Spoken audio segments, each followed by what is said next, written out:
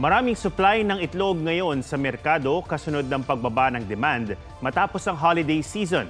Kaya ang Department of Agriculture hinihimok ang publiko na kumonsumo ng mas maraming itlog.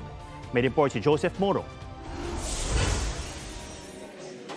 Mula 7.50 to 9 pesos noon, naglalaro na ang kada piraso ng itlog sa 4 to 7 pesos ngayon. Bababa pa po.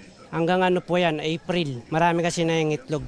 Hindi lamang nagmura ang itlog, bahagya rin dumami ang supply nito habang malaki ang nabawas sa demand pagkatapos ng holiday season. Kung nangyari po, hinabol po ng ating industriya yung tingin nating kakulangan sa produksyon during that time.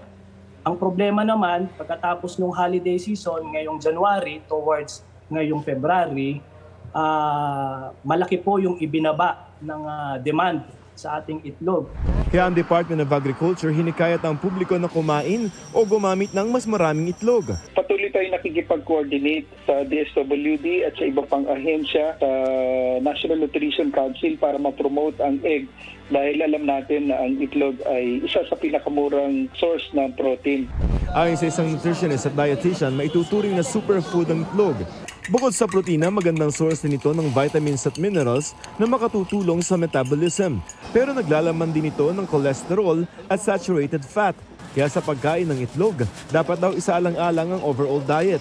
Safe na safe yung pagkain natin ng araw-araw ng itlog. Mostly this is recommended for those considered healthy. So pag sinabi nating healthy, walang iniindang sakit, walang diabetes, walang heart problem, walang high cholesterol. Ang mga gaya nila pwede raw kumain ng hanggang 3 itlog araw-araw.